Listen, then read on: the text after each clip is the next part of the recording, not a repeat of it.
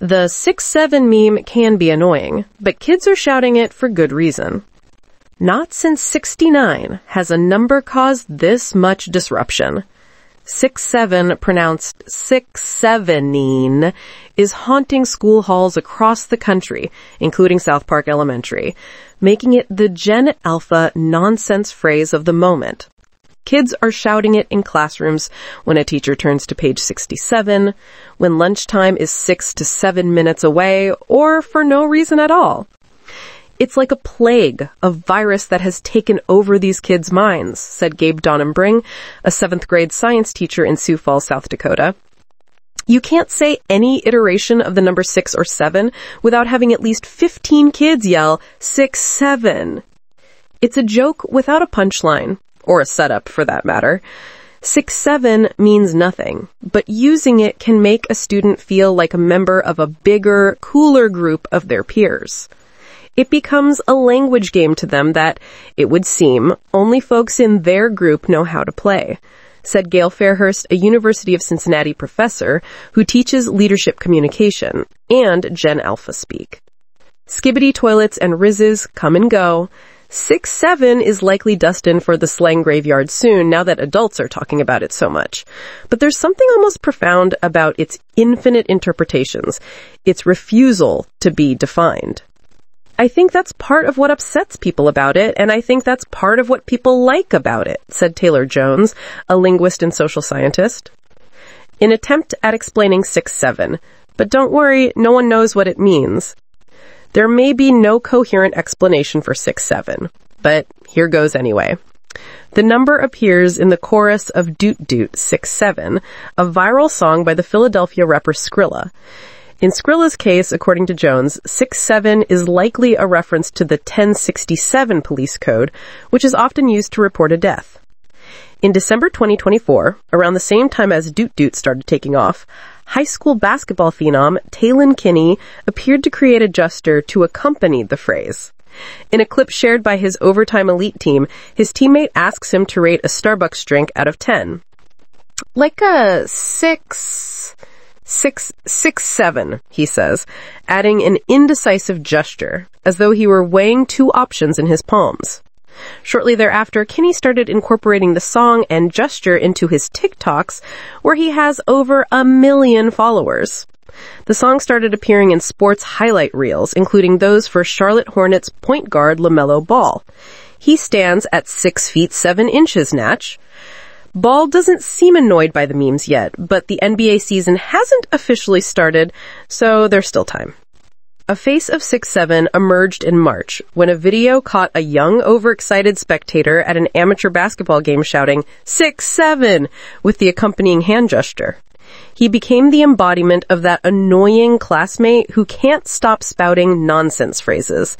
Somehow, the internet decided this stereotype's name was Mason, and thus Mason 6-7 has become another inside joke. This Mason character has since become an icon of online analog horror, per Know Your Meme, but that's another story. So if a kid uses any of the above explanations when you ask what the heck 6-7 is, they're probably right. But most kids don't even know where it came from, Donenbring said. Nobody knows what it means, and that's kind of the funny thing about it. Its meaninglessness is partly due to what Jones calls semantic bleaching, where a phrase is divorced from its original context and comes to mean something entirely different, or in this case, nothing. Using 6-7 comes down to a willingness to have fun, Jones said. Do you have a little bit of whimsy, or are you a party pooper? Kids scream 6-7 to belong. And that's cool. Sure, it's nonsense, but 6-7 serves a critical social function. It's a shibboleth, or a phrase that signifies that one belongs to an in-group, Jones said. People who don't say it or get it are on the outs. And what kid doesn't want to belong? Language is a way for people to form community, Fairhurst said.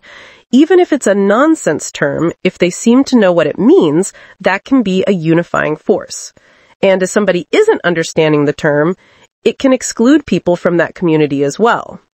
6-7 has survived longer than other internet nonsense words, even that pesky skibbity, likely because grown-ups are so angry about it, Jones said. The fact that you can get a big reaction from somebody for something just totally meaningless, that might give it longer longevity than it might otherwise have. Fed-up teachers are banning it from their classrooms or making exasperated TikToks about the number of times they've heard it in a single school day. For Dannenbring, the record is 75. Shouting 6-7 after it's forbidden becomes a way to show resistance, Fairhurst said. Teachers are now playing defense by using 6-7 themselves. A Michigan middle school choir teacher successfully staved away cries of 6-7 by incorporating it into a warm-up song that also includes Slay, Ohio, and Riz. "Don't scream at me, even though you get excited," the teacher begs her class, before they begin chanting 6-7, 6-7, 6-7, skibbity, a chorus of little cringe cherubs. When instructing his students to open their textbooks to page 67, Dannenbring will suddenly adopt the timbre of his enthusiastic 7th graders, who immediately protest their teacher using a phrase that does not belong to him. At 27, Dannenbring is an elder member of Gen Z, but a young teacher is still a teacher, and therefore too old to play. If you don't play into it, yeah, it's super disruptive. If you acknowledge it, then it gets over with in about 15 seconds. And if that doesn't shut down the conversation, he said, he uses it incorrectly on purpose. That's so 6-7 of you. The easiest way to kill it is for teachers to say that it's cool, Jones said. Comedian Josh Prey has started using it in front of his kids, working it into his videos, desperate to reclaim a formerly innocuous number.